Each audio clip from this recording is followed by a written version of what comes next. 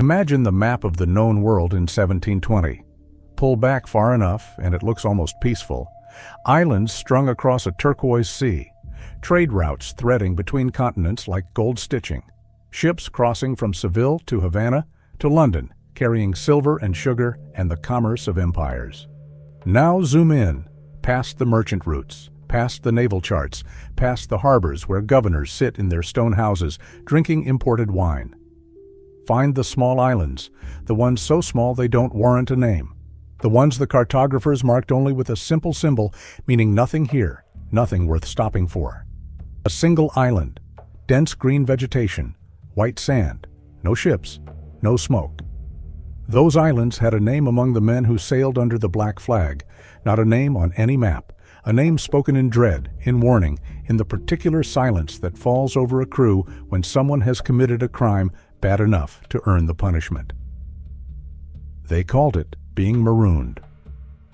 And if you want to understand what that word meant to a pirate in 1720, you have to understand that these were men who had signed on for a life of violence, starvation, drowning, and disease.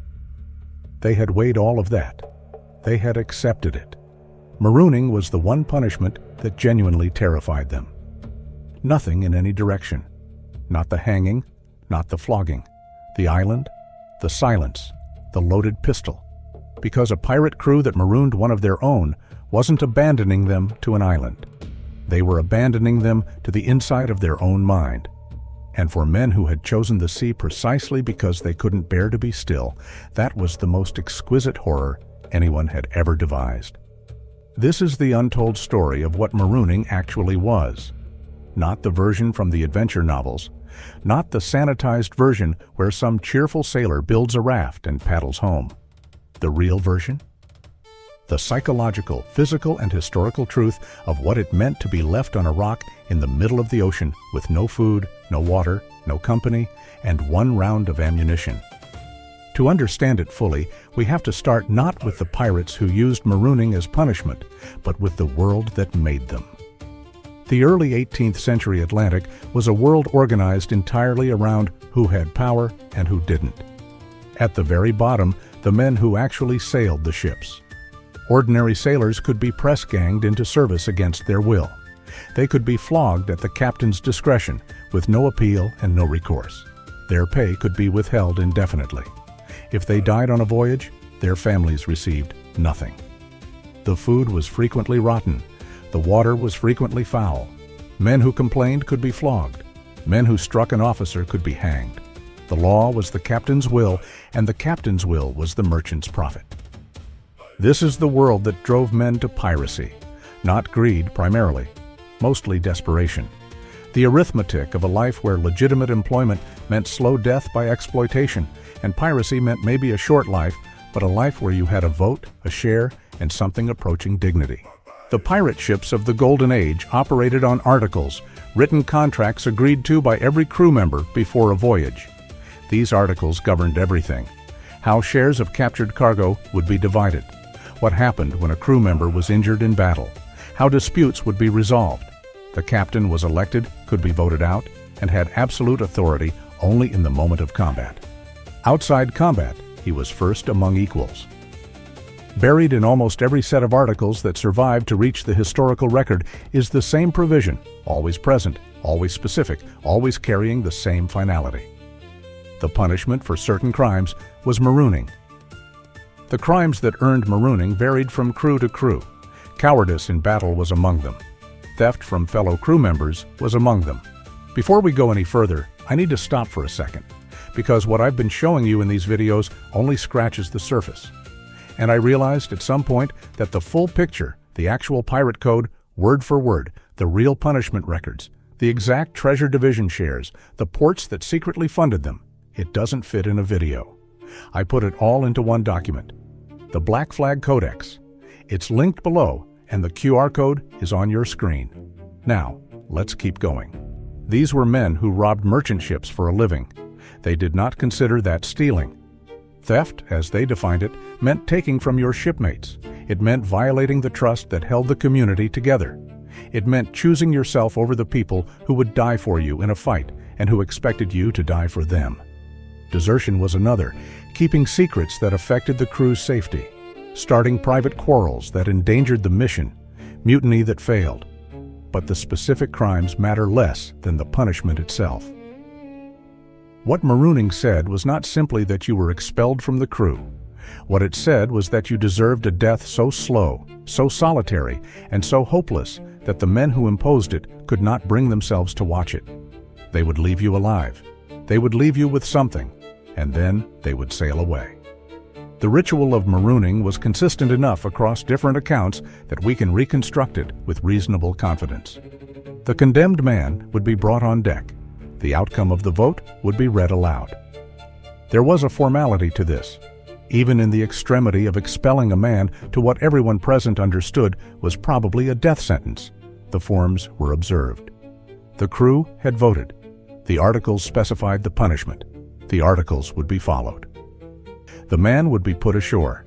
He would be given certain provisions: a bottle of water, a small quantity of food, sometimes just a handful of dried biscuit, a pistol, powder, a single shot. That last item requires dwelling on because it is the detail that tells you everything about how pirates understood the punishment they were administering. The pistol was not provided as a means of survival. No one left alone on an uninhabited island in the Caribbean is going to feed himself with a single shot. It was not for hunting. It was not for signaling. Still, the ocean behind it. The pistol was an act of mercy. Grotesque mercy, conditional mercy. Mercy that forced the man receiving it to make a decision that no human being should be asked to make. What the crew was saying by leaving that loaded pistol on the beach was that they understood what they were doing. They understood the island. And they were saying, in the language of men who never spoke their feelings directly, "We are not entirely without pity. Here is a way out, if you want it." Let's talk about the physical reality first, because it was severe enough on its own before we even get to the psychological dimension. The islands used for marooning were, by definition, islands without fresh water. Islands with fresh water had human settlements. The small, unnamed, uninhabited islands were uninhabited precisely because they offered nothing a person needed to survive. No fresh water, no shelter from the sun, which in the Caribbean in summer can kill an unprotected person within a day. The first enemy was thirst. A healthy adult can survive without water for approximately 3 days under temperate conditions. Under the Caribbean sun, with no shade, that window closes faster. The tongue swells. The vision begins to blur. The mind starts working against itself, generating visions of water, the certain conviction that just over that rise of sand, there must be a spring, there must be a stream, there must be something. There usually wasn't. On a coral island, there is no aquifer, nothing to dig for. By the second day without water, the body begins to cannibalize its own moisture. The kidneys start to fail. The blood thickens. By the third day, if there has been no rain, the man on the beach is no longer entirely rational. By the fourth day, in most cases, he is dead. The sun was another enemy, possibly more immediately lethal. Prolonged direct exposure to the Caribbean sun without protection was capable of causing heat stroke within hours. Heat stroke kills quickly, with symptoms that include the kind of mental confusion that would make even the limited survival options available seem impossible to execute. A marooned man in the early stages of clarity had a finite window in which any meaningful action was possible. He might search for fresh water. He might attempt to signal passing ships with smoke. He might construct shelter using whatever vegetation the island offered. But all of this assumes a man in a mental state capable of methodical action. And this is where the psychological dimension begins to compound the physical one. Prolonged isolation does things to the human mind that every sailor who had heard of marooning understood intuitively. Human beings are social animals in a way that goes deeper than preference. Prolonged isolation produces hallucinations, paranoia, depression, and a disintegration of the sense of self. These effects can begin within days in sufficiently extreme conditions.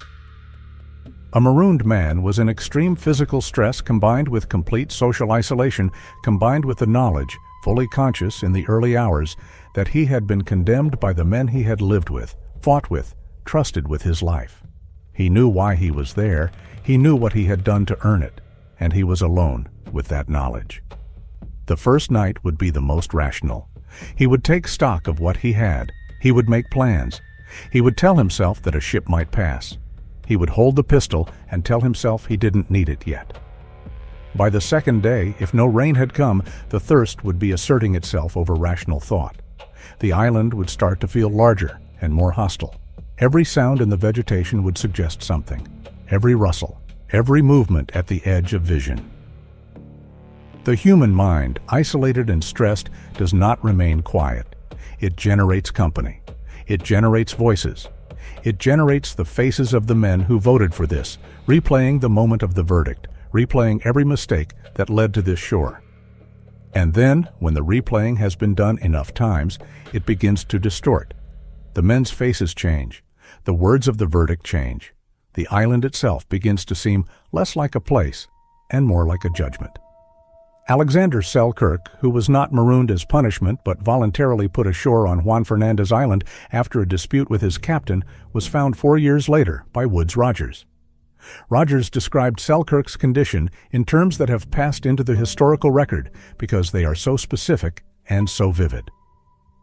Selkirk had been a competent, skilled sailor when he went ashore. He had tools, he had provisions, he had fresh water from a stream. And yet Rogers found him barely able to speak. His time alone had stripped him of language, almost of personality. Rogers' account notes that Selkirk at first could not eat the food his rescuers offered him. His first words were disjointed and strange. He wept repeatedly during the first day back on a ship, apparently from an overstimulation that his recalibrated nervous system could no longer properly process. If Selkirk, with all his advantages, was reduced to this after 4 years on an island with fresh water and game and tools, stop for a second. What you just heard about the pirate code is the part that rewrites everything you thought you knew. But it only lands when you see the actual shares, the exact fractions written into the Articles of Agreement, the punishments, the port records, the names of the men who funded them from government offices. It's all in the Black Flag Codex, linked in the description. 5 seconds. Grab it now, because what comes next builds directly on it. Link is below. QR code is on your screen. What was the condition of a man left on a coral island with a single bottle of water and 1 day's worth of food? He would not last 4 years. He would not last 4 weeks. In most cases, he would not last 4 days. And this brings us back to the pistol. Visual, the flintlock pistol, in close detail. The worn wood of the grip, the cold metal of the barrel. The Stoic philosophers argued that there were circumstances in which a man's situation had become so beyond remedy that ending his own life was not a failure of courage, but an exercise of it. The capacity to choose, including the choice of when and how to die, was a form of freedom that could not be taken from a rational man even when everything else had been taken. The pirates who left that pistol were not philosophers, but they had arrived at the same practical conclusion. A man on an island with no water, no food, no shelter, and no prospect of rescue was going to die. This was not a question. It was a fact. The only remaining questions were how and when and with how much suffering. The pistol was their answer. There is the account of pirate John Gow, whose crew marooned a man named John Peterson on an island off the Orkney coast. Peterson was found alive after a number of days, the pistol unfired. Whether this reflects extraordinary endurance or simply the conditions of the Orkney coast where rain was more available is impossible to determine. There are other accounts where the pistol was found fired on a beach, its owner dead beside it, and no way to know from the available evidence how long the man had held it before using it. The records of piracy trials occasionally reference marooned men in terms that are clinical and brief, the way men speak of things they have partly stopped thinking about. We have one account, preserved in a trial record from Jamaica in 1722, of a marooned man's testimony. The man's name in the record is given only as Thomas. He had been marooned for theft, specifically for taking silver from a communal store and using it to buy rum for himself. The crew voted 9-3 for marooning. He was on a small island in the Bahamas for 11 days when a fishing sloop spotted his fire. Thomas's testimony describes the first 2 days as manageable. He found coconuts on the beach that provided some fluid. He found a small hollow in a rock where rainwater had collected and drank it. He built a fire and maintained it. On the third day, the coconut supply was exhausted and the rock hollow was empty. He tried digging for water in the sand above the high tide line. He found nothing. He describes the afternoon of the third day as the first time he took out the pistol and held it for a while before putting it back. He describes the fourth day as mostly lost to him. He remembers heat. He remembers the sound of the ocean seeming wrong, changing in ways he couldn't track. He remembers talking to the faces of the men who had voted. He is specific that he knew, when he was doing it, that they weren't there, but talking to them was easier than the silence. On the fifth day, it rained. He drank everything he could catch in his hands. He describes this as the moment he decided the pistol would not be used. He was going to survive, or he was going to try. The account of the next 6 days is less coherent. The court clerk notes he became confused about the sequence of events. He describes things that are probably not literally true: fish that came out of the water toward him, voices from the trees, a ship that was there for a moment and then wasn't. He describes these things without shame and without the awareness that he should be ashamed of them. The clerk recorded them faithfully and without comment. On the 11th day, the sloop appeared. Thomas was able to shout and wave. The crew almost didn't stop because the figure on the beach seemed to be waving with no urgency, not like a man in distress, but like a man performing a gesture whose meaning he had partly forgotten. They stopped because the fire was there, and a fire meant a person, and a person on that island couldn't be there for any good reason. They brought him aboard. He wept. He couldn't explain why. He asked for water and drank until he was sick. He asked the names of the men on the sloop 3 times, as if the names weren't staying in his memory. He slept for 18 hours. When he woke, he gave the testimony now in the Jamaican court record. He gave it with what the clerk describes as remarkable calm, as if the events had happened to someone else. The clerk notes at the bottom that his eyes, when he paused between answers, had a quality the clerk found difficult to describe and settled for calling distant. The geography of the Caribbean made the arithmetic of rescue brutal. Ships sailed trade routes, and trade routes went where there was trade. The small uninhabited islands used for marooning were not on trade routes. That was the point. You didn't maroon someone on an island that ships regularly passed. You chose a place where rescue was possible in the theoretical sense, while being essentially impossible in practice. A marooned man who built a fire to signal with faced the problem of visibility. A small fire on a low island is not visible from a ship's deck at any distance. In 1720, a man on an uninhabited island had only fire, and only if the ship happened to pass close enough, and only if someone on the ship happened to be looking in the right direction. Some men were rescued. The accounts are notable for what they describe happening to those men. In almost every case, even when the man had been on the island for only a few days, the rescuers noted something changed, something not quite explicable. They were quieter than before, strange in ways that passed eventually, but not entirely. They wept when brought aboard and couldn't explain why. The men who had experienced the island carried something of it back with them that didn't entirely leave. This is what the pirates were doing when they administered the punishment. They were not simply removing a man from their community. They were placing him in a specific category of experience that would change him in ways that couldn't be undone even if he were rescued. The physical suffering and the psychological damage were not accidental features of marooning. They were the point. Music, something heavier. The men who voted for marooning knew what they were voting for. They had heard the stories. Some had known men who survived it and seen what those men were like afterward. And they voted for it anyway, because whatever the man had done had been bad enough to deserve it. In the democratic culture of the pirate ship, the threshold for extreme punishment was the harm done to the community. Theft from a shipmate violated the fundamental trust that made the whole enterprise possible. Cowardice in battle was a betrayal of every man who had to fight harder because of your failure. These were the crimes that warranted the island.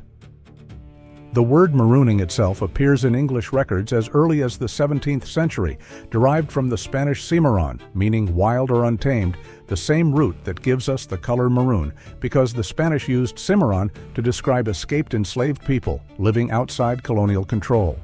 To be marooned was to be placed outside human society in the same way that a cimarron had placed themselves outside it, except that the cimarron had chosen their wild state and the marooned man had not. The pirate version was distinctive in one specific way. In most historical precedents, abandonment was either a necessary evil or a straightforward death sentence. The pirate version was neither. It was a considered punishment for a specific crime, administered democratically, with provisions that acknowledged the condemned man's humanity even in the act of condemning him. The bottle of water, the pistol. The men who built the articles were trying to maintain something: the community, the equality, the specific form of rough justice that had made life under the black flag more tolerable than life under any legitimate flag. When someone violated that community badly enough, the community had to respond in a way that matched the severity of the violation. Execution would have been simpler. Marooning was not chosen because it was kinder than death. It was chosen because it was more precisely calibrated to the nature of the offense. It was expulsion. It was saying in the clearest possible language, "You cannot be here. Go and be alone. Since you have acted as if your own welfare matters more than ours, go and discover what your own welfare is worth without ours." That is why the pistol was always included, because the community, even as it expelled the man, was making one final statement about itself. We are not entirely without mercy. We have not forgotten that you were one of us. We are not sending you to suffer without limit, because to do so would make us people we don't want to be. Whether the man on the beach agreed with that interpretation of the pistol's meaning is another question entirely. The golden age of piracy ended in the 1720s. The Republic of Nassau was dissolved. Roberts was killed off the coast of Africa. Blackbeard's head sailed into port on a bowsprit. One by one, the captains and crews who had built something in defiance of every empire in the Atlantic world were hunted down, tried, and hanged. The articles that had governed their ships, including the provisions for marooning, were read aloud at their trials as evidence of organized criminal enterprise. The judges did not see the articles as a form of justice. They saw them as sedition. The idea that sailors could write their own law and govern themselves by it was more threatening than the theft and violence, because the theft and violence were familiar. What was unfamiliar was the idea that the men at the bottom of every legitimate hierarchy could look at the hierarchy and decide to replace it with something they had made themselves. The marooning provision was evidence that these men understood justice, thought about justice, tried to administer it as fairly as they knew how. Evidence that the community they built, brutal and violent as it was a community in the full sense of the word. The islands they used for marooning are still there. Most of them still don't have names on any official map. People sail past them on tourist boats and don't think about what those islands were used for. They're just islands, beautiful from a distance. Up close on the beach in the heat of a Caribbean afternoon with no shade and the sound of the ocean that is exactly the same sound it was in 1720, you might find yourself thinking about it differently. The beach is still a beach, the sun is still the sun. The loaded pistol, of course, is no longer there. But the silence is exactly the same. A single island on the map, no name marked beside it. Just the symbol the cartographers used for a place not worth stopping.